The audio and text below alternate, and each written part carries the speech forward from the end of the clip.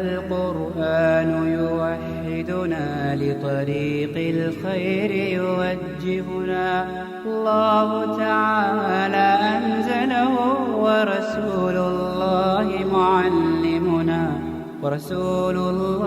معلمنا هذا القرآن يوحدنا لطريق الخير يوجهنا الله تعالى أنزله ورسول الله معلمنا أعوذ بالله من الشيطان الرجيم بسم الله الرحمن الرحيم والحمد لله رب العالمين والصلاة والسلام على أشرف الأنبياء والمرسلين وعلى آله وصحبه أجمعين أما بعد رب اشرح لي صدري ويسر لي أمري واحلل عقدة من لساني يفقه قولي بحول الله عز وجل. On va commencer une série concernant les règles de At-Tajwid, Ahkam At-Tajwid, wa billahi At-Tawfiq. Et bihawlillahi azza wa jal, aujourd'hui on va faire une introduction, d'accord, à ces cours. On va parler de la science de Tajwid, l'histoire un peu de cette science-là, des différentes lectures qu'on peut retrouver et qui sont connues au jour d'aujourd'hui. Qu'est-ce que ça veut dire les 7 lettres? Qu'est-ce que ça veut dire les 7 lectures et qu'est-ce que ça veut dire les 10 lectures? Cela, on va le voir bi'idnillah azza wa jal lors de cette soirée. Et Inch'Allah ta'ala, la semaine prochaine, ou plutôt le prochain cours, bihawlillah, c'est-à-dire demain entre le Maghrib et l'Isha, on parlera et on rentrera vraiment dans le vif du sujet concernant les règles de Tajwid. C'est-à-dire, on parlera de toutes les règles concernant Makharij al-Huruf, concernant les moudoud, les prolongations, concernant al-qalqala, les résonances, etc. ila akhiri. Voilà qu'au jour d'aujourd'hui, on va parler de cette science et l'importance de cette science avec certaines définitions, Inch'Allah ta'ala. Et plus la personne, elle apprend dans la science islamique, et plus elle se rend compte, à partir du moment où, bien sûr, elle a appris avec une bonne compréhension, avec sincérité, et plus elle va se rendre compte qu'elle est ignorante. Et fawarab bil Ka'ba wala nuzakki ala Allahi ahada, et ceci je le dis sans fausse modestie, jamais, depuis que j'ai commencé, je pense, à apprendre la science religieuse, je me suis senti autant ignorant que ces derniers jours. Et Allah m'en est témoin, et c'est sans fausse modestie. Simplement pour nous rappeler, et nous rappeler à tous, et à moi le premier, Fawarab bil Ka'ba, par le Seigneur de la Kaaba, il ne faut jamais être trop sûr de soi, et il ne faut jamais se dire, c'est bon, je connais, c'est bon, je sais.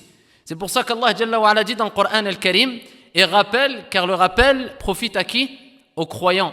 Pas aux orgueilleux, pas aux paresseux qui se détournent du rappel d'Allah Azza wa Jalla et qui ne veulent pas de cette religion, qui ne veulent pas écouter, qui ne veulent pas réviser, qui ne veulent pas avancer. Aux croyants, ceux qui ont concrétisé, man haqqaqul iman, ceux qui ont concrétisé la foi comme il se doit. C'est pour ça nous disons, ahibbati fillah, on n'aura jamais assez de cette science religieuse. Et c'est pour ça qu'Allah Jalla wa Ala fait l'éloge de cette science et des savants. Et c'est pour ça que le prophète alayhi salatu wassalam a fait maintes fois l'éloge de la science et des savants. Kama qala alayhi salatu wassalam, et le hadith est rapporté par At-Tirmidhi bi sanadin hasan, ad-dunya mal'ounah, mal'ounun ma fiha illa dhikra Allah wa ma walah wa aliman wa muta'alliman. Cette vie d'ici-bas tout entière, elle est maudite, sauf le rappel d'Allah, le rappel qui profite aux croyants, le rappel d'Allah, wa ma wala, ce qui s'ensuit, c'est-à-dire on parle des actes d'adoration. Et il dit alayhi salatu wassalam dans ce même récit prophétique, wa aliman wa muta'alliman, et ici un enseignant en sciences religieuses et celui qui apprend la science religieuse. Et Allah Jalla wa Ala fait l'éloge des gens de science et ceux qui transmettent comme il se doit cette science, al-ulama warathatul anbiya, les héritiers du prophète à leur tête bien sûr, c'est-à-dire les savants. Allah Jalla wa Ala a dit, قُلْ هَلْ يَسْتَوِي الَّذِينَ يَعْلَمُونَ وَالَّذِينَ لَا يَعْلَمُونَ. Dis, est-ce que ceux qui savent et ceux qui ne savent pas sont égaux? Bien sûr qu'ils ne sont pas égaux. Tout simplement parce que, ahibbati fillah, comme l'a dit Cheikh Al-Uthaymin rahimahullah ta'ala, la plus grande des faveurs, la plus grande des grâces qu'Allah Jalla wa Ala a donné aux serviteurs, aux croyants, à la personne musulman, après al-iman wal-islam, c'est quoi? Al-ilm al-shar'i. Après la foi, la croyance et la science et la religion, l'islam, c'est quoi? C'est la science légiférée. Comme il a dit Cheikh Al-Uthaymin rahimahullah ta'ala rahmatan wasi'a. Maintenant, il y a une différence, comme je le dis souvent, entre le talibul ilm, celui qui est demandeur de la science, qui apprend vraiment la science et qui se considère comme un talibul ilm, donc un étudiant en sciences, et celui qui aime la science et qui aime bien s'asseoir dans les assises de science, qui ne révise pas tout le temps, qui ne prend pas des notes, etc.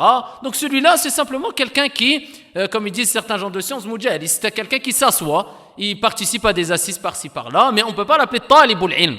Talibul ilm, c'est celui qui est assidu au cours de science, qui aime énormément la science et qui aime énormément les gens de science plus que toute autre chose.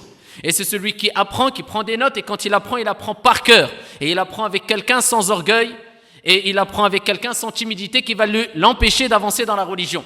Ça, c'est un étudiant en sciences et qui demande la science de jour comme de nuit, tous les jours. Bihawlillahi azza wa jal. Ala kulli hal, on revient sur l'importance de cette science qui est la science du tajwid, qui est beaucoup trop négligée parce que la science légiférée au jour d'aujourd'hui, elle est beaucoup trop négligée par moi le premier et par moi le premier. Parlons un peu de cette règle ou de ces règles concernant at-tajwid, de cette science concernant at-tajwid. Avant tout, on commence avec al-muqaddimat, muqaddimatun wa ta'rifat, c'est-à-dire les préliminaires. On va parler d'introduction, on va mentionner certains points en guise d'introduction. Et ici, wa ta'rifat, c'est-à-dire les définitions, certaines définitions. Là, on parle de tajwid. Et suivez bien, bi'idnillah azza wa jal, cette première intervention qui est indispensable pour bien comprendre la suite, incha'Allah ta'ala. Clair? Donc, on parle d'abord ici des préliminaires et on parle des définitions. Et quand on parle du mot tajwid, at-tajwid vient de la racine arabe jawwada. Elle vient de la racine arabe jawwada, ce qui signifie rendre meilleur ou bien améliorer. Et donc de là, at-tajwid signifie donc l'oratan. Au point de vue de la langue arabe, at-tahsin. Et on dit at-tahsin comme on dit at-tajwid. Et at-tajwid veut dire ici l'embellissement. Clair? At-tajwid, l'oratan, c'est-à-dire at-tahsin, c'est-à-dire l'embellissement. C'est le fait d'embellir. Maintenant, quand on parle ici de at-tajwid istilahan, c'est-à-dire au point de vue technique, le terme at-tajwid désigne une science dont l'objectif, d'accord, désigne une science dont l'objectif, on a parlé l'oratan, au point de vue de la langue, c'est l'embellissement. Et ici, au point de vue technique, at-tajwid désigne une science dont l'objectif est de donner aux lettres, à chaque lettre, leur plénitude. C'est ça le but. Chaque lettre, tu lui donnes son droit. Tu donnes à chaque lettre leur plénitude et leur dû conformément à ce que les musulmans ont hérité du messager d'Allah, alayhi salatu wassalam. Ilmun yu'rafu bihi i'ta'u kulli harfin haqqa. Donc c'est de donner à chaque lettre son droit. Et on va approfondir dans la définition technique de at-tajwid. Wadih. Maintenant on va prendre ici un titre plus large. Donc on a commencé avec at-tajwid, le terme at-tajwid, l'oratan wa istilahan. Clair? Maintenant on va prendre un titre, d'accord, qu'on va développer plus large. Et là on va faire rentrer dedans, dans ce sujet-là, ici, at-tajwid une fois de plus. Vous suivez bien? Et j'essaie d'être le plus simple possible et de résumer, d'être le plus bref et concis possible. Wa billahi tawfiq. Ici, on va parler de al-ilmul qira'at, la science des lectures. La science des récitations. La science des récitations inclut 3 points importants, ou bien 3 branches. Ilmul qira'at, c'est la science des récitations. Donc la science des récitations englobe 3 points importants ou bien 3 branches importantes et principales. On a le premier point ou la première branche, c'est la connaissance du tajwid. Vous avez vu pourquoi je vous ai dit on va expliquer et réutiliser encore at-tajwid. On va parler de at-tajwid. Donc la connaissance du at-tajwid, on a expliqué, on va rajouter un peu ou certains termes concernant ici toujours la définition de tajwid au point de vue technique. At-tajwid, c'est la connaissance des règles aussi théoriques du tajwid. D'accord? Cette connaissance du tajwid, c'est-à-dire c'est la connaissance des règles théoriques du tajwid, des normes, des conditions, des appellations, etc. Exemple, ahkamul mad. D'accord? Donc les règles de l'allongement. Ça rentre dans la connaissance du tajwid. Donc c'est la connaissance des règles théoriques du tajwid, des normes, des conditions, des appellations. C'est quoi un mad, c'est quoi le ghunna, c'est quoi l'ikhfa, c'est tout ce qu'on va voir bi'idnillah azza wa jal lors de cette série de cours pour apprendre à prononcer bien les lettres et pour apprendre à faire la nasalisation comme il se doit. Qu'est-ce que c'est que at-tarqiq, qu'est-ce que c'est que at-tafkhim, qu'est-ce que c'est que al-qalqala, qu'est-ce que c'est qu'al-ikhfa, qu'est-ce que c'est qu'al-ghunna, qu'est-ce que c'est ila akhiri. C'est ce qu'on va voir bi'idnillah azza wa jal et c'est ça la connaissance de tajwid. Clair? C'est ça la connaissance de tajwid.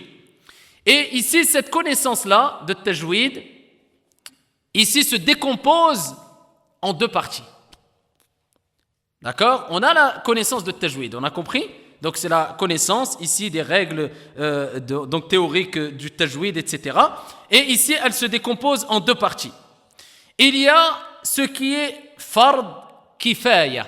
Quand on parle de la connaissance du tajwid, il y a deux points à retenir sur cette connaissance du tajwid. Il y a un premier point qui rentre dans al-fard, al-kifaya, c'est-à-dire fard kifaya. C'est une obligation qui incombe à une partie des musulmans, comme ghaslul mayyit. D'accord? Si quelqu'un va laver un mort, est-ce que tous les musulmans sont obligés de se charger de ça? Non. Khlas, quelqu'un ici kallafa bidhalik fa khlas, hada yaktafi, hada yakfi. Ça suffit. Si quelqu'un a pris la responsabilité, il s'est occupé de cela. Ça, c'est pour ça qu'on dit que c'est fard kifaya. Maintenant, il y a al-fard, ou alors fard, ce qui est fard ayn. C'est-à-dire qu'il incombe à tout musulman. Qu'as-salah, mathalan. Comme la prière. Est-ce que parce que quelqu'un a fait salat al-dhuhr, on va dire c'est bon, Foulan, il a fait salat al-dhuhr, moi, j'ai pas besoin de la faire. Non, ça, c'est une obligation qui incombe à tout musulman. Même si un groupe de musulmans fait salat al-dhuhr, toi, est-ce que tu es obligé de faire salat al-dhuhr? Tu es obligé de faire salat al-dhuhr. C'est obligatoire pour tout le monde. Clair?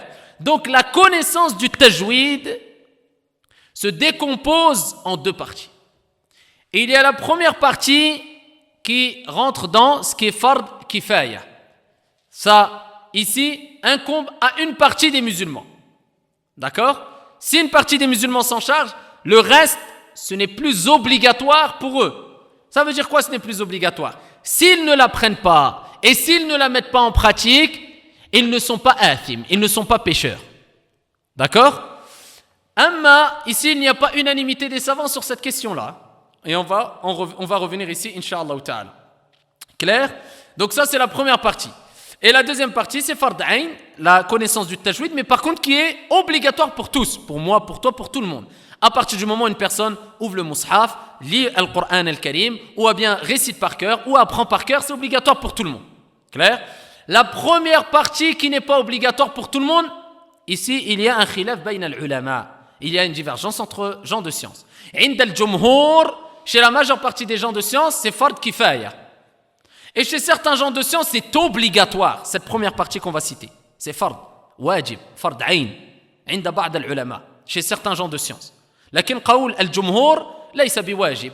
Yani, c'est simplement fortement recommandé. Certains disent le fait de tomber dans une erreur, dans cette chose-là, comme on va le voir dans les détails, tu es tombé dans quelque chose de macro, il a akhiré, on va le voir. Cette première partie, ici, c'est ce qu'on appelle ilm al-tajwid al-nadhari. Ilm al-tajwid al-nadhari. C'est-à-dire, c'est le fait d'apprendre ce que je vous ai cité précédemment. Comment on sort al-ikhfa, comment on fait al-ghunna, al-qalqala, ila akhirih. Ça veut dire que, par exemple, on prend al-qalqala. Il y a al-qalqala, al-sughra ou al-kubra. La petite et la grande, la résonance. Ça, on va revenir par la suite, vous inquiétez pas. Lakin ici, je donne un exemple. Al-qalqala, c'est une certaine résonance sur certaines lettres. Quand, ici, la lettre dans laquelle on doit appliquer al-qalqala, elle est en fin de mot, d'accord? C'est-à-dire qu'il y a une pause. On s'arrête sur cette lettre-là, et après s'être arrêté sur cette lettre-là, il y a un waqf. Ou bien c'est en fin de ayah. C'est une grande résonance. Comme par exemple, Qul a'udhu bi rabbil falaq. Qaf. Le qaf fait partie des huruf al-qalqala. Et ici, il y a une pause, il est en fin de ayah, donc c'est une qalqala, si on s'arrête ici, kubra, grande. Quelqu'un va dire, قل أعوذ برب الفلق. Il va dire le qaf, falaq. Mais il ne va pas dire قل أعوذ برب الفلق. Donc à ce moment-là, nous disons que c'est une erreur. خطأ في أحكام التلاوة في أحكام التجويد. لكن ici, cette erreur-là, ça fait partie chez Al-Jumhur des erreurs qui ne font pas de toi une personne qui est pécheur. Clair? Parce que là, tu rentres dans la première connaissance du tajwid. C'est la connaissance ici de toutes les règles de tajwid. Al-qalqala, la résonance, al-ikhfa, al-ghunna, min sharri ma khalaqa. Al-ikhfa, quelqu'un va pas dire, va dire min sharri. D'accord? Il va prononcer le nun. D'accord? Walakin ici, il ne va pas faire cette règle qu'on va voir au fur et à mesure. Al-ikhfa, par exemple. Donc, Al-Jumhur, ils disent, il n'est pas athim. Lakin, il a fait une erreur. Et le fait de délaisser ces règles-là, ils disent c'est makrouh. C'est détestable. Et certains savants, ils disent que c'est haram. Certains savants, ils considèrent que c'est haram. Tu n'as pas le droit, même cette première connaissance des règles de tajwid, al-ikhfa, al-ghunna, al-qalqala, ila akhiri, rien, aucune, tu n'as rien le droit de délaisser. Tu dois tout appliquer. Et si tu n'appliques pas une règle, eh ben tu as commis un péché. Clair? Et c'est ce qu'on appelle ici ilm al-tajwid al-nazari. Wadih? Donc c'est la connaissance des règles théoriques de tajwid, des normes, des conditions, des appellations, etc. On a une deuxième connaissance de tajwid. Vous suivez bien? Et là, je ne vous cache pas, je ne rentre pas dans les détails, et je vais doucement et j'essaie d'abréger au maximum et d'expliquer le plus clairement. Un niveau moins élevé que ça, on ne peut pas. C'est pas possible. D'accord? Donc ici, j'espère que tout le monde suit. Et ceux qui ont des difficultés, je parle doucement là et vous pouvez réécouter, Inch'Allah ta'ala, l'enregistrement. On parle de la deuxième catégorie. Ça, c'est ce qu'on appelle ilm al-tajwid al-amali. D'accord? C'est la connaissance pratique al-amali. On parle de la mise en application pratique de ces règles. C'est la manière correcte et juste de la récitation du Coran. Ça, c'est fard ayn. Clair? An yaqra al-mu'min al-Qur'an al-Karim kama unzil. Même s'il délaisse les règles de at-tajwid, et là je parle de la connaissance théorique des règles de tajwid, des normes, des appellations. Ça veut dire quoi ici? Ça, la deuxième connaissance, ça, bi-ijma', c'est un fard ayn, qui est un combat tout musulman. D'accord? هذا فرض على الجميع, pour tout le monde. Moi, toi, les femmes, les hommes, tout le monde qui lit le Coran al-Karim, qui apprend le Coran, il est obligé de connaître cette connaissance. C'est quoi? C'est de prononcer clairement les lettres. Ça, c'est la première des choses. C'est-à-dire, quand c'est ta, tu ne vas pas dire ta. Quand c'est del, tu ne vas pas appuyer dessus jusqu'à ce que tu vas sortir un souffle et rendre le del un ta. Maliki yawmiddin. Tu vois, appuyer dessus. Il y a une shadda dessus, le del. Maliki yawmiddin. D'accord? Il y a une shadda sur le del. Mais on ne va pas dire Maliki yawmiddin. Appuyer sur le del jusqu'à ce qu'il y ait un souffle qui sort et ça se transforme en ta. Ça, c'est le fait de changer une lettre. D'accord? Même si tu ne l'as pas fait exprès. Parce que tu l'as mal prononcé. Parce que tu as une déficience dans ce qu'on appelle, et c'est ce qui est la base, et on va le voir en premier lieu, bi'idnillah, dans la série de cours, makharij al-huruf. Makharij al-huruf, c'est le point d'articulation, de la sortie des lettres. Comment sortir le da, comment sortir le ta, comment sortir le sad, comment sortir le ba, comment sortir le mim, comment sortir le sin, comment sortir le shin, comment sortir ila akhiri. Même si tu vois c'est simple, non, il faut connaître. Il y a des points de sortie exacts. Et bi'idnillah azza wa jal, concernant la vidéo, dans l'écran s'affichera à chaque fois et au fur et à mesure ici des photos pour vous montrer la sortie ici des lettres. Et ici pour les frères, je passerai ou je ferai passer Inch'Allah ta'ala ici des photos bi'idnillah azza wa jal au fur et à mesure. Donc ici on parle du fait de bien sortir chaque lettre, ça c'est la moindre des choses. C'est-à-dire, tu vas prononcer le mim comme il se doit, le del comme il se doit, le da comme il se doit. Chaque lettre, tu la prononces comme elle est. Tu ne changes pas de lettre. Et c'est aussi de réciter clairement. clair, c'est de réciter clairement, de ne pas changer le sens de la récitation, de ne pas mettre une shadda où il ne faut pas, appuyer où il ne faut pas, ne pas prolonger quand il faut prolonger jusqu'à ce que le sens change, délaisser une shadda alors qu'il y a une shadda. Une shadda, c'est le fait de doubler la lettre, on appuie, donc on la double. Donc quand il va falloir la doubler, toi tu ne vas pas le faire. Ça, c'est haram. Et ça, c'est un fard ayn de respecter cette récitation-là, sans les erreurs que je viens de citer. C'est-à-dire, c'est une récitation, même s'il n'y a pas les règles de tajwid comme l'irfa, etc., mais c'est clair, c'est une récitation claire. On est d'accord? Ça veut dire que un arabe, il va comprendre clairement le mot et il va savoir, un arabe, quand je dis un arabe, quelqu'un qui est très fort, très calé dans la langue arabe, quand il va t'entendre réciter, même s'il n'y a pas les règles de tajwid comme les irfa, el ghunna, etc., mais c'est clair, c'est-à-dire le sens il est clair, les lettres sont sorties clairement, c'est récité comme il se doit, lentement et correctement. Et ça c'est obligatoire. Et c'est quoi la preuve? Allah Jalla wa Ala dit dans le Coran, وَرَتِّلِ الْقُرْآنَ تَرْتِيلًا, et récite le Coran. Et c'est un ordre ici. Ici, l'ordre indique le caractère obligatoire chez la majeure partie des gens de usul al-fiqh, des fondements du droit. Et là, c'est un ordre. Récite le Coran, c'est-à-dire comme il se doit, correctement et lentement. Et les ulama ont dit, ce verset coranique, non seulement il nous montre qu'on doit réciter le Coran al-Karim de façon correcte, lente, on va parler des vitesses ou différentes vitesses, différentes formes de récitation aussi, Inch'Allah ta'ala. Et ça nous pousse aussi à quoi? À at-tadabbur, la méditation. Parce qu'Allah Azza wa Jalla nous dit وَرَتِّلِ الْقُرْآنَ تَرْتِيلًا. Récite le Coran, c'est dans le sens de correctement, lentement, posément, bien, comme il se doit.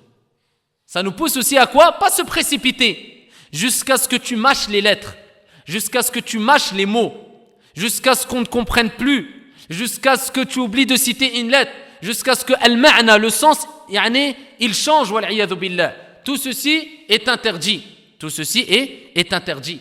Et ça rentre dans al-lahn. Et ça, on va parler de al-lahn, insha'Allah ta'ala. Donc ce verset coranique, وَرَتِّلِ الْقُرْآنَ تَرْتِيلًا, ça nous pousse aussi à méditer le Coran al-Karim. Et comme Allah Azza wa Jalla dit, أَفَلَا يَتَدَبَّرُونَ الْقُرْآنَ وَلَوْ كَانَ مِنْ عِنْدِ غَيْرِ اللَّهِ لَوَجَدُوا فِيهِ اخْتِلَافًا كَثِيرًا. Qu'ont-ils à ne pas méditer le Coran al-Karim? Et s'ils venaient d'autres qu'Allah Azza wa Jal, certes, ils auraient trouvé maintes contradictions dans le Coran al-Karim. Donc ça c'est la preuve que quoi? لا تناقض في كتاب الله عز وجل. لا تناقض في كتاب الله. Il n'y a pas de contradiction, d'accord, d'opposition, de contradiction dans le Coran al-Karim. واضح?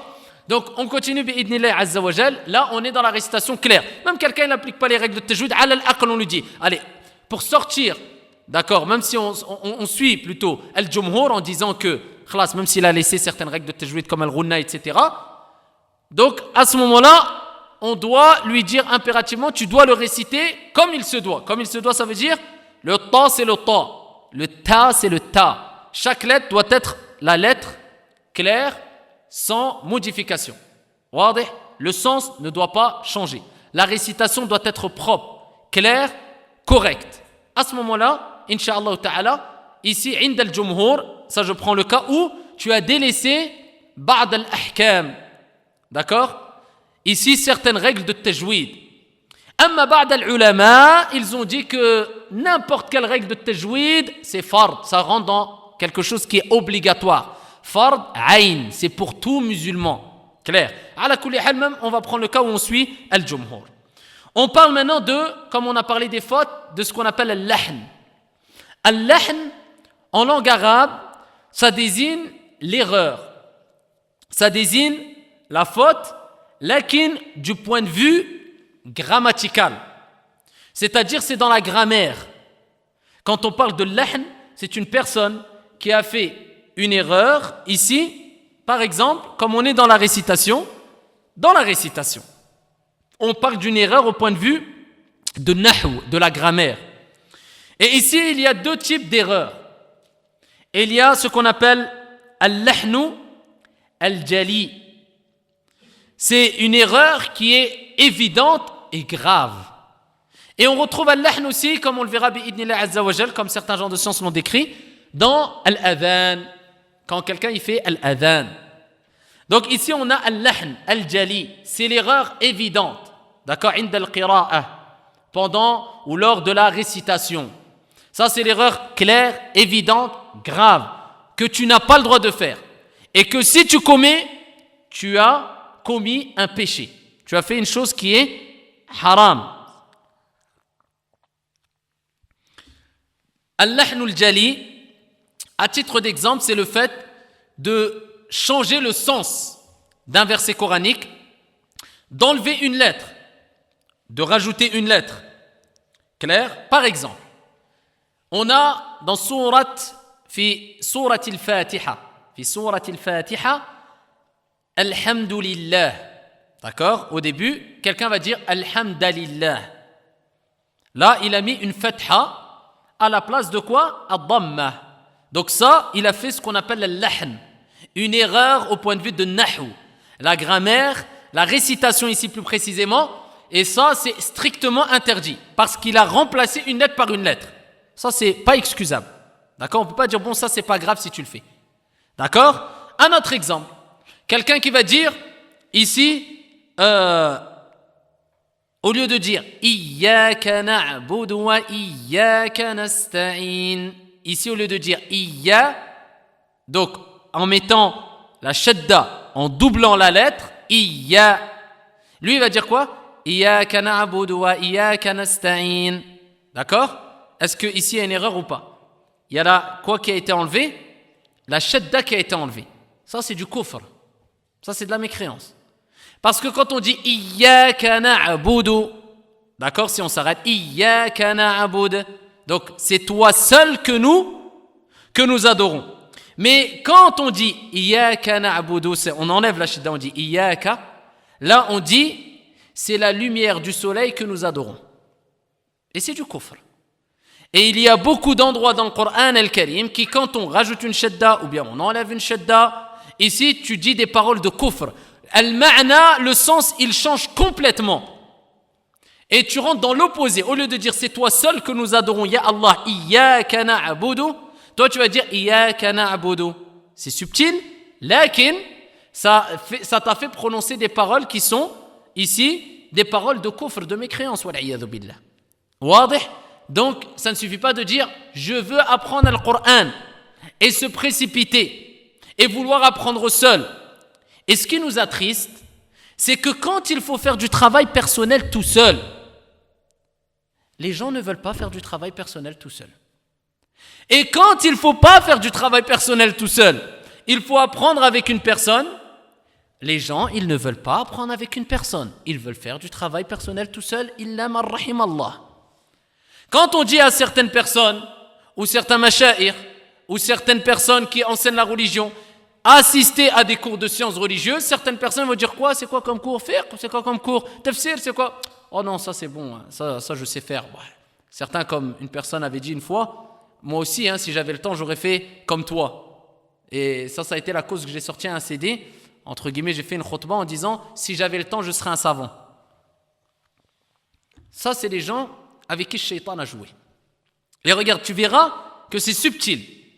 Mais ici, tu verras que ces personnes-là, quand tu vois dans les détails, ils se sont complètement égarés.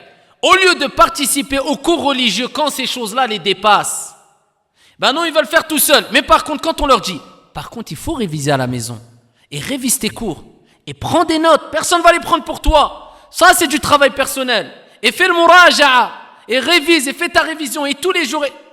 Non, ça, il ne fait pas. Mais c'est là où tu dois faire tout seul ton travail, subhanallah. Fais des efforts. Non. Mais par contre, quand on dit viens, ta'ala ya Abdallah, wajlis, wastami', wastafid, assis-toi, écoute, prête attention, profite des cours dans le tajwid, dans le Coran, même tu connais, et ben apprends encore. Tu prends l'ajr de quoi? Majalisu dhikr, les assises de science, de rappel. Et alhamdoulilah, ça sera toujours des rappels. Et Rubbama, tu vas réviser à travers ce cours. Et non, ici, il ne participe pas, illa man rahimallah. Après, ils s'étonnent pourquoi au bout de 10 ans, bien qu'ils sont motivés, et je ne parle pas des intentions, bien qu'ils soient motivés, ils n'avancent pas, ou ils avancent que très peu. C'est pour ça que nous disons, Ahibbati fillah, il y a des moments où tu dois faire ta révision, tu dois faire des efforts tout seul, tu dois. Et il y a des moments où tu dois t'asseoir pour apprendre. Quand c'est le moment d'apprendre, apprends. Quand c'est le moment de réviser ou d'avancer tout seul, fais-le tout seul, bi'idnillahi azza wa jal, a'anakallah ya abdallah. Comme par exemple la personne qui va apprendre le Coran al-Karim. Tu vas voir, il va commencer à Surat al-Baqarah. Masha'Allah. Et il va continuer, il va aller jusqu'à Surat al-Nisa. Masha'Allah. Il va continuer, Surat Tawbah, Rubbama. Tu vas lui dire, récite Surat al-Fatiha, barakallahu fik. Tu vas entendre au moins 14 erreurs ou là 20 erreurs.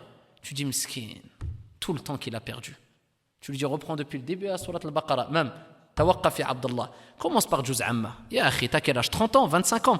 Commence par Juz Amma, ce que tu vas ici utiliser le plus dans tes prières. Surat al-Fatiha, il y a al-Mu'awwidhatan, il y a les deux protectrices, al-Falaq al-Nas, il y a al-Mu'awwidhat avec Surat al-Ikhlas, il y a... Il a akhiri, et monte, quand tu as fini Juz Amma, vas-y, monte à côté ou fais un programme, mais doucement. Mais avant cela, avant de faire du travail tout seul, apprends les règles comme il se doit. Et même quand tu les connais, dirige-toi vers une personne qui peut te corriger et qui a l'oreille pour. Attention, il y a des gens qui connaissent Tajwid, mais ils croient que même moi, j'ai besoin de quelqu'un qui est meilleur que moi et qui a une oreille plus fine et plus subtile que moi pour pouvoir corriger ma récitation. Même moi, bien sûr. Vous croyez que je suis qui? Moi, j'ai prétendu être un jour un savant ou un shir ou je ne sais qui. Abadan. On a tous besoin de plus savants que soi. Alors que dire des petits comme moi, alors que dire de gens qui, même les choses de base que je transmets, ici à leur sens glorifié, Wallahi wa Rabbil Ka'ba, tout ce que je transmets ici à la mosquée, j'essaie de l'adapter par rapport au niveau, ça reste un niveau assez bas. Alors j'ose même pas imaginer des gens qui sont un peu perdus et après qui veulent voler de leurs propres ailes. Subhanallah, si on monte un peu le niveau alors que mon niveau il est très faible, sans fausse modestie, je sais pas comment les gens vont réagir, illa man rahimallah. Donc on dit étape par étape. Donc on commence d'abord par les règles de tajwid si on veut avancer dans la récitation du Coran. Et même quand tu les connais, va continuer à faire corriger ta récitation, ya Abdallah. Tu dis pas c'est bon, j'ai suivi des cours, hein, je connais, et ça y est pas. Et subhanallah, Rabbama, il va s'asseoir, il va même pas se rendre compte parce qu'il n'a pas l'oreille pour. Il n'a pas assez d'expérience. Il ne s'est jamais fait corriger sa récitation. Comment voulez-vous qu'il ait l'oreille pour? Donc on dit, tu fais corriger ta récitation. Quand tu peux te débrouiller, marhaban, va te débrouiller tout seul. Faut pas rester toujours compter sur les gens aussi, au bout de 5 ans, toujours en train de réciter avec quelqu'un Surat al-Falaq. Non, débrouille-toi quand tu as les bases. Lakin va faire corriger ta récitation après. Clair? On continue. Les fautes, il y a des fautes. 2 types de fautes. Al-lahn, c'est-à-dire l'erreur, d'accord, qui est grave et qui n'est pas pardonnable, ce qu'on appelle al-jali. Et ça, c'est un péché et qui peut te faire tomber dans des paroles de kufr. Et toutes paroles de kufr ne font pas de toi un kafir. D'accord? Donc ici, par exemple, on va changer une lettre en voulant faire bien, mais on exagère. Il y en a, ils veulent faire bien. Ah, là, ils disent, le del, il y a une shadda, je la double, c'est bon, je vais m'occuper d'elle. Maliki yawmiddin. Il a dit at-tin. C'est plus où il est le din ici. C'est quoi? T'as changé une lettre, t'as voulu faire bien, mais pourtant il a voulu faire bien. Et il savait que c'était un del, il savait que c'était une shadda, mais il a appuyé, il a fait un tin. C'est une erreur ça. Ça c'est une erreur, tu n'as pas le droit de rajouter. Mathalan, fi lawhim mahfouz, c'est le dha. D'accord, et on va parler combien de temps en fin de ayah, ici quand on s'arrête, ici par exemple dans le dha ici. Ici le muhim mahfouz, c'est le dha. D'accord, c'est le dha. C'est pas le dhal. Et ici, il n'y a pas de qalqala. Et on ne rajoute pas une lettre. Il y a des frères, ils vont faire par exemple fi lawhim mahfouza. Mahfouza. Qui t'a dit de faire ça? C'est comme si tu mettais presque une fatha, ou bien tu rajoutais un son. Et ça, c'est interdit. Tu as rajouté mahfouza. Il n'y a pas mahfouz. Wadih, mahfouz. Ici, après, il y a, soit on peut rester 2 temps, soit ça on le verra. Ala kulli hal, même rajouter un son, tu ne peux pas. Ça, c'est interdit. Ça, on parle de la faute qui est grave. C'est un péché. Parce que quand c'est interdit, ça veut dire que c'est un péché. Quand c'est obligatoire et tu ne le fais pas, ça veut dire que c'est un péché. Wadih. Il y a plusieurs exemples aussi. Par exemple, on reste que dans l'isti'adha. A'udhu billahi minash shaytani. Donc, a'udhu. Quelqu'un il va faire comme ça. Il va commencer. Il y en a plein qui le font. A'udhu billahi minash shaytanir rajim. C'est une erreur ou pas? Elle est où l'erreur? Il a dit quoi? A'udhu billahi. A'udhu billahi. J'ai enlevé une lettre. A'udhu billahi minash shaytan. Et combien elles disent? A'udhu billahi minash shaytanir rajim. C'est une erreur. Tu as tiré A'udhu billahi. Pourquoi tu passes vite A'udhu billahi? D'accord? Non, on ne parle même pas de la récitation lente, d'accord, ou moyenne, ou rapide. Là, il y a une lettre, elle doit être dite. Que tu la fasses, la récitation, lentement, ou bien rapide, ou bien entre les deux, comme on va le voir, bi'idnillah, on doit entendre cette chose-là. On doit voir ici cette prolongation. A'udhu billahi minash shaytan. Donc même si tu accélères, il y a une différence entre a'udhu bil et a'udhu billah. Vous voyez? Donc ça, c'est une erreur aussi. Tu as enlevé ici une lettre. Clair? Et il y a al-lahnu al-khafi. C'est l'erreur qui est subtile. Et l'erreur qui est subtile, le sens ne change pas. La lettre, elle reste. Le da, tu l'as prononcé da. Le ta, tu l'as prononcé ta. Le sad, c'est sad. Le sin, c'est sin. Le qaf, c'est qaf. Il n'y a pas de problème. Tu as récité, la récitation, tu n'as pas changé le sens. Wadih. Lakin, tu as eu des erreurs dans at-tajwid. Et ça, on parle de la première connaissance du tajwid. Vous vous rappelez, on a dit il y a deux connaissances du tajwid ou pas? Donc là, on parle de la première connaissance. C'est-à-dire, la première connaissance, ça englobe les règles qu'on va voir. Et c'est ça qu'on va voir tout au long des séries. Al-qalqala, la résonance, al-ikhfa, al-ghunna, etc. Et ça, c'est ce qu'on appelle la deuxième erreur. C'est-à-dire, quelqu'un il va réciter proprement. Le noun, il va tout bien réciter. Il ne va pas changer la lettre. Une fatha, ça va rester fatha. Dhamma, ça va rester dhamma. Lakin, il va avoir une erreur dans l'ikhfa. Al-ikhfa, il ne va pas le prononcer. Ou bien al-ghunna, il ne va pas la prononcer bien. Ou bien al-qalqala. D'accord? Min sharri ma khalaq. Min sharri ma khalaq. Ma khalaq. Il va, là j'appuie un peu, hein, il va prononcer le qaf, lakin il ne va pas faire khalaq. D'accord? C'est-à-dire la résonance. Ça, c'est la deuxième erreur. C'est une erreur subtile. C'est pas toute oreille qui va réussir à la saisir.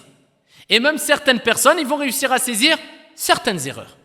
Mais plus ton oreille a de l'expérience et de la connaissance, et plus tu vas remarquer les erreurs les plus subtiles. Clair? Personne ne va te dire, ouais, voilà, j'ai remarqué, ici, il n'a pas fait le runna, ou il n'a pas fait l'irfa comme il se doit, ou il a mal fait le tarqiq, il a fait at-tafkhim au lieu du tarqiq. Il y a d'autres personnes, ça va être plus subtil. À peine tu vas commencer, il va trouver déjà une erreur. Par exemple, tu vas commencer, Alhamdulillahi Rabbi. Il va te dire une erreur, mon frère, tu as commencé juste dans A. C'est pas A, c'est E. Alhamdu, Ar-Rahman. C'est-à-dire, il y a des gens, ils vont avoir une oreille plus subtile. Et ainsi de suite, plus la connaissance est grande, plus l'expérience est grande, plus la science est grande sur le sujet, et plus l'oreille, elle est... Ça se dit une oreille fine? Dans ce sens-là, ça? Plus elle aura une oreille fine. Wadih? C'est al-lahnu al-khafi. Clair? Et donc ici, cette erreur-là, certains disent que c'est haram, ces erreurs-là, comme on a dit, d'autres qui disent que c'est makrouh. D'accord? D'autres disent que c'est makrouh de faire ces erreurs-là. D'accord? C'est-à-dire de délaisser le runna, de délaisser al-irfa, de délaisser la nasalisation, de délaisser l'atténuation, de délaisser l'assimilation, l'idram, etc. Et ça, on va le voir. Certains disent que c'est makrouh, détestable, et d'autres disent que c'est haram. Wadih? Là, on est toujours dans quoi? Vous vous rappelez, on a parlé un peu de tajwid, après on est rentré dans la science des récitations. D'accord? Ici, ilmul qira'at, la science des récitations. Et on a dit ça, c'est le grand titre. Vous vous rappelez? Et on a dit le grand titre englobe 3 branches. La première des branches, c'était quoi? La connaissance du tajwid. Et la connaissance du tajwid, elle est en deux parties. La première, c'est les règles. Al-Jumhur disent que ce n'est pas obligatoire. La deuxième, c'est sans les règles, mais sans que le sens change, sans que la lettre soit changée, sans que la voyelle soit changée, sans que le... Et ça, c'est avec ijma'. Et après, on est passé aux erreurs. Il y a al-lahn al-jali et al-lahn al-khafi. D'accord? Ce qui est évident, l'erreur évidente, qui change le sens, etc., ça c'est haram. Et ce qui est subtil. Et ça, c'est une erreur dans les règles de tajwid. Certains disent que c'est haram de faire ces erreurs-là, d'autres qui disent que c'est makrouh si tu as fait ces erreurs-là. Wadih? Ça, c'était la première branche.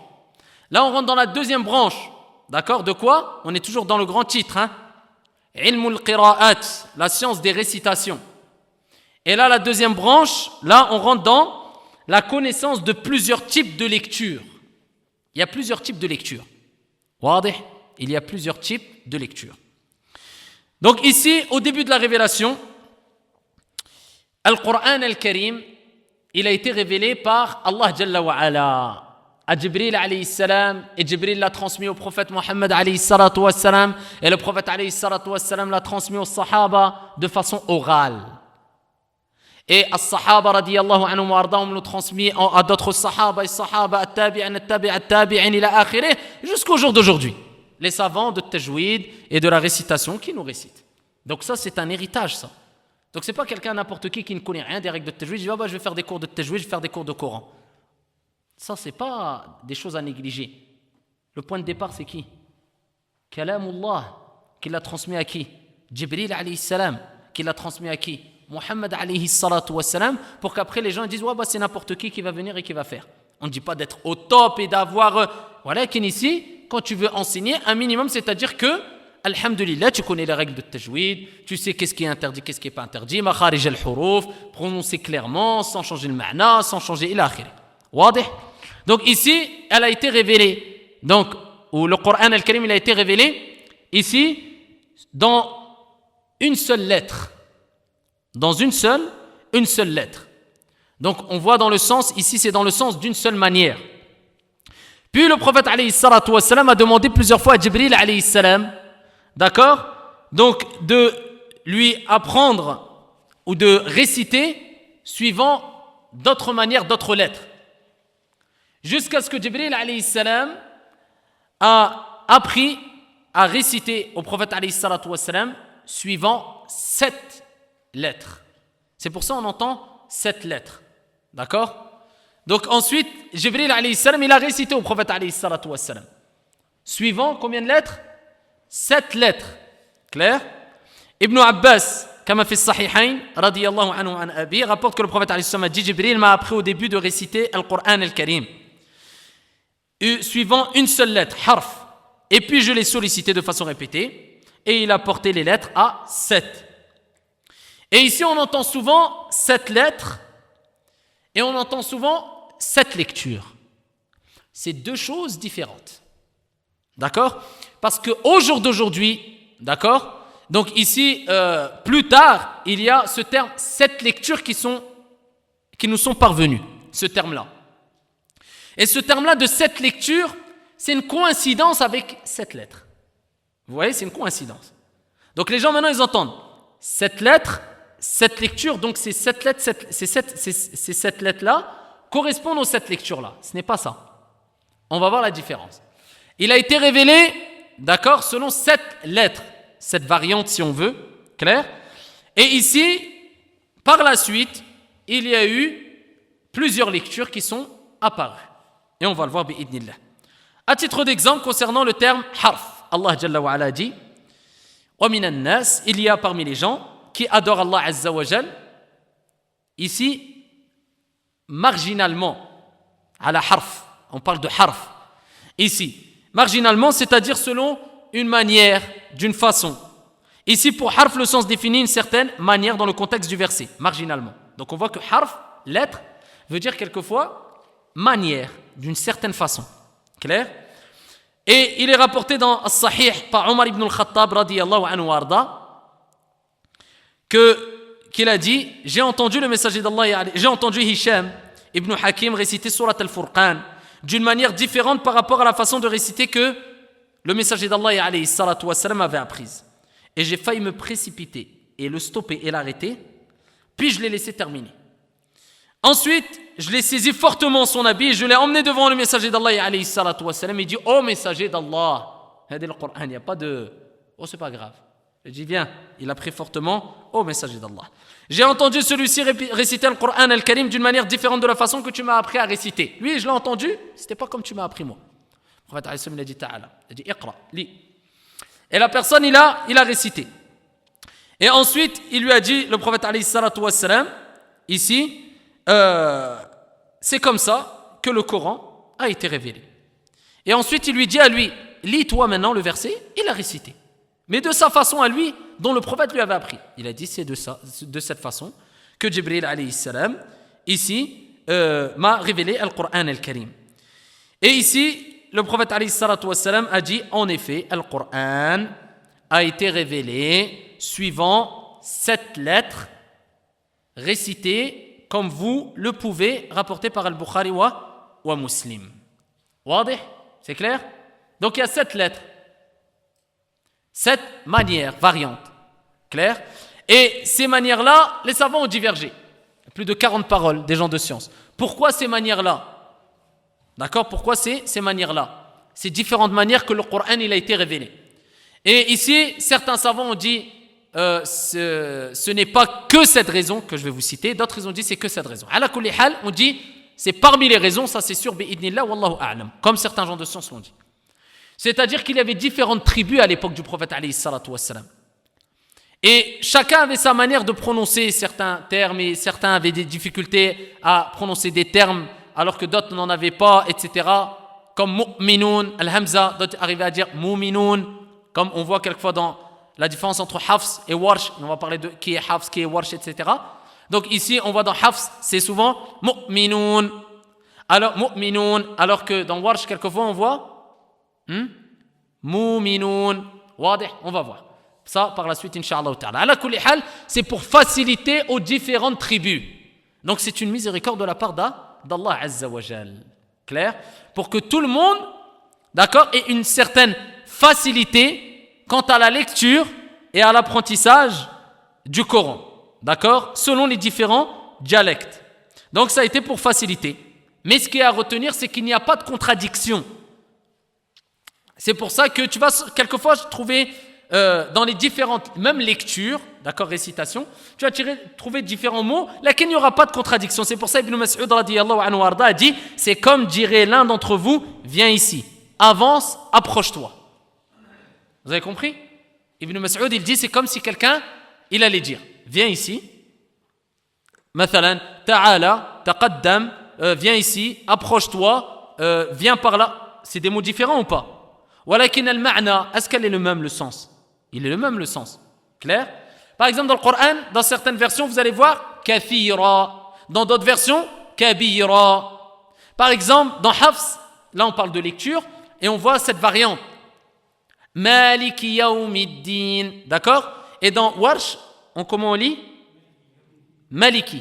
Maliki yawmiddin. Deux termes différents, mais le sens, d'accord, se rejoint. Clair? Ce qui est sûr, c'est que quoi?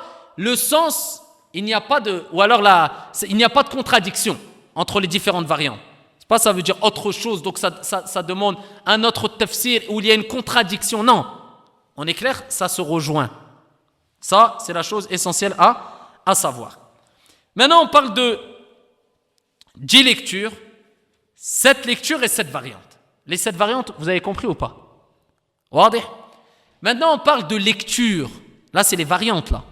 Là, on parle de lecture. Dans les lectures, on a, plus tard, c'est venu, plus tard, hein, il y a 10 lectures. On appelle aussi, on les dit, al-ashr. C'est-à-dire les 10 lectures. D'autres, ils disent les 7 lectures. Et c'est là où interviennent les termes comme Hafs, Warsh, Asim, etc. Des noms de personnages qui sont référentes quant à ces lectures. Ça, ces lectures-là, ça vient d'un ijtihad, comme l'a fait Mujahid et d'autres. Ça, c'est un ijtihad, un effort qui a fait que des lectures ont été mises en place. Bien sûr, ces lectures sont bonnes, sont conformes, et les variantes y sont présentes. Clair? Ce que l'on appelle actuellement les 7 lectures n'est pas issu du Coran ni de la Sunna. Il s'agit d'un ijtihad, effort de réflexion, de Ibn Mujahid. Et beaucoup pensent que ces 7 lectures sont justement ces 7 lettres, mais ce chiffre 7 n'est qu'une, comme on a dit, coïncidence. Clair? Et ici, pourquoi on dit 7 lectures, 10 lectures? Parce que ici, ce qui a été connu le plus et répandu, c'est 7 lectures. Mais en vrai, il y a 3 autres lectures qui sont venues se rajouter. Donc, on a combien de lectures? 10 lectures. Et à côté, on a 7 variantes. Le Coran, il a été révélé selon 7 lettres. Clair? Par rapport aux différentes tribus. Mais la différence avec ces variantes, etc., ou alors les différentes variantes, il n'y a pas de contradiction. Et à côté, il y a eu un ijtihad qui est venu par les gens de science pour établir différentes lectures, bien sûr conformes aux variantes, et qui sont toutes bonnes et vérifiées, etc. Et en tout, il y en a, donc laissez les 7 maintenant, les 10, il y en a 10. En tout, il y en a 10 lectures. Clair? Ça veut dire qu'il y en a qui ont appris le Coran al-Karim de 10 façons différentes, par cœur. C'est pas une façon, d'accord? De Surat al-Fatiha, al-Baqarah jusqu'à Nas. 10 lectures, ils les ont dans la tête. D'accord? Donc il n'y a pas qu'une seule fois, une seule façon. Pour vous dire, ça c'est juste un exemple. Plus tu vas apprendre la science religieuse, et plus tu vas dire je suis loin, je suis un ignorant. Rubama, peut-être la personne au début dit oh alhamdulillah, j'ai réussi à apprendre une page aujourd'hui, masha'Allah, alors qu'il ne connaît pas les règles de tajwid. Après il va découvrir les règles de tajwid, en gros. Après il va voir dans les détails, il va dire ya Rab. Après il va savoir qu'il y a 10 lectures. Ya Rab, je ne vais jamais finir. C'est ça l'ilm. Al-ilm, bahr ya Abdallah. Et plus tu apprends, et plus tu te rends compte que tu es un ignorant par rapport à l'immensité de la science religieuse. Et la science cette science appartient à Allah Azza wa Jalla. Wal-ilm, nour. An-nour min Allah Azza wa Jalla. C'est une lumière d'Allah subhanahu wa ta'ala, de la part d'Allah Azza wa Jalla. Et ici, dans ces 10 lectures, on peut trouver jusqu'à 7 variantes. Dans les 10 lectures, on peut trouver jusqu'à 7 variantes. Là, on parle des variantes. Pour un seul verset. Mais en général, ici, la plupart des versets, ils n'ont qu'une seule variante. Clair? Et les 2 modes de lecture, les lectures, là je ne parle pas des variantes, des lectures, les 2 modes de lecture les plus connus, c'est quoi? Hafs et Warsh. C'est les 2 modes de lecture ici qui sont les plus connus. Pourquoi on dit Hafs? Pourquoi on dit Warsh? Quand on parle des lectures et des modes de lecture, ça a référence à des personnages, à des savants bien sûr. Clair? Et ici, quand on parle de Hafs, c'est un homme. Hafs ibn, ici, Sulaiman ibn al-Mughayra ibn Daoud al-Assadi al-Kufi al-Bazar. Il est né en l'an 90 après al-Hijra et il est mort en l'an 180 de al-Hijra. Donc il est né en l'an 90 de al-Hijra. Il y a Warsh qui s'appelle Uthman ibn Sa'id ibn Abdullah ibn Amr ibn Sulaiman ibn Ibrahim. Ça c'est Warsh. Il est né en 110 et il est mort en 197. Il a akhiré, etc. Ça c'est pour les noms, d'accord, qui sont ces gens-là, d'accord, qui ont rapporté ces lectures-là, qui ont pris de ces lectures-là, etc. Donc les plus connus c'est Hafs et Warsh. Nous ici à la mosquée en général, quand on fait l'apprentissage, on apprend bien sûr avec Hafs. Et les gens du Maghreb, Maroc, Algérie, Tunisie, plus Warsh. Et toutes ces lectures, bien sûr, ils sont bonnes. Wadih. Et ça, c'est pour ça, pour rappeler à des personnes, peut-être ils vont entendre une personne réciter. Tu vois, subhanallah, il a fait une erreur, 3 erreurs. Mon frère, il a changé même un mot. Alors que lui, il sait même pas, il est dans une lecture que lui, il n'a jamais entendue de sa vie. Donc c'est pour ça qu'il ne faut pas se précipiter. Clair? Et pour terminer ici, on termine ici, Inch'Allah, comme ça, on a terminé le premier cours sur l'introduction, résumé sur At-Tajwid et un peu cette histoire et cette science-là. Et ensuite, on peut commencer à partir de demain, Inch'Allah ta'ala, donc ici, les règles de Tajwid dans les détails, bihawlillahi azza wa jal.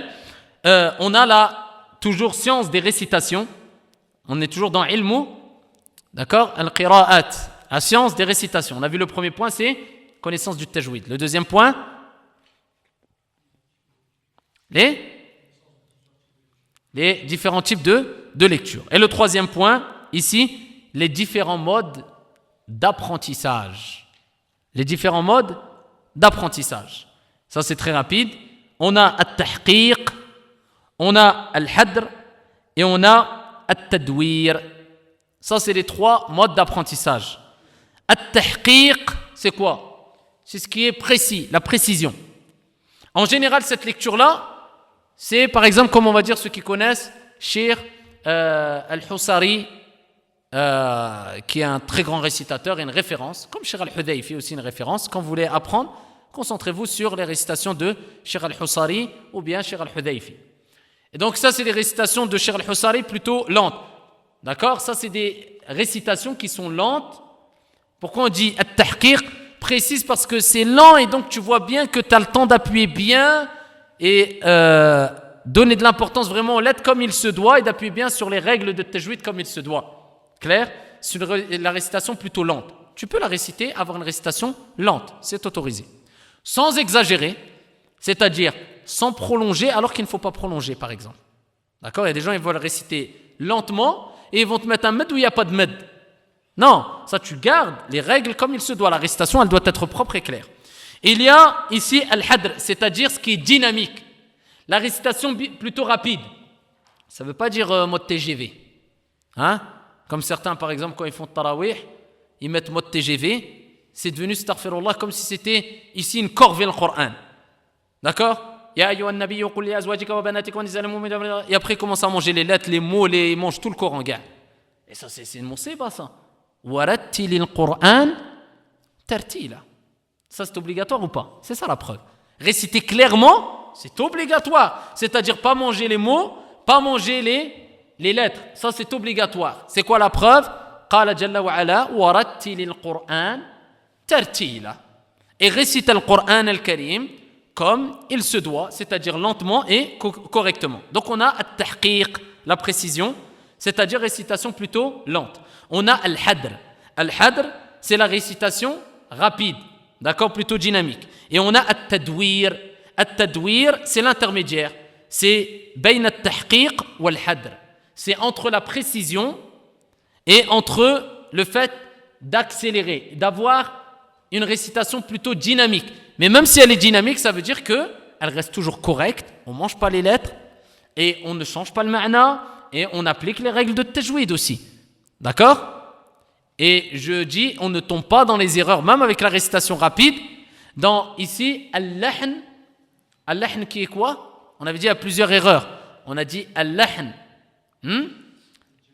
al-jali et al-lahn al-khafi. Même al-lahn al-khafi avec la récitation dynamique, tu ne dois pas tomber dans cette erreur-là. Wadih? Donc on a récitation plutôt lente, récitation plutôt dynamique et une entre les deux. Wadih?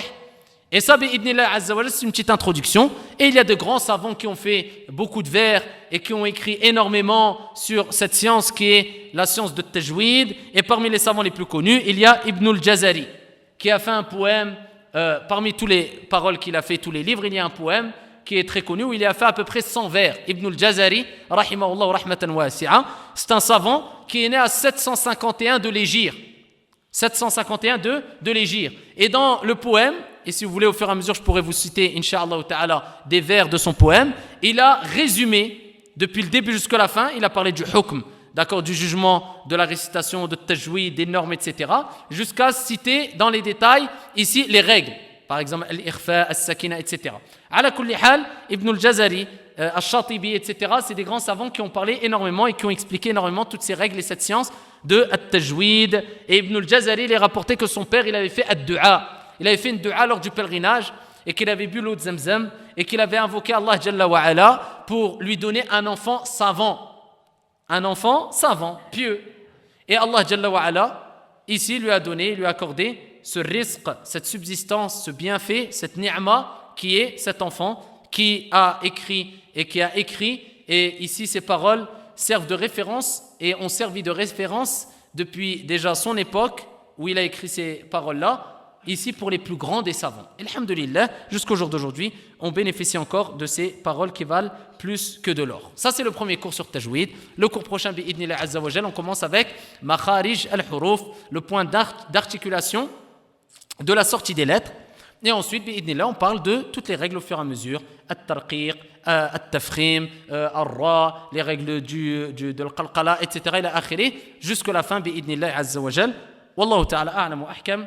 وبارك الله فينا وفيكم والحمد لله رب العالمين. هذا القرآن يوحدنا لطريق الخير يوجهنا الله تعالى أنزله ورسول الله معلمنا هذا القرآن يوحدنا لطريق الخير يوجهنا الله تعالى أنزله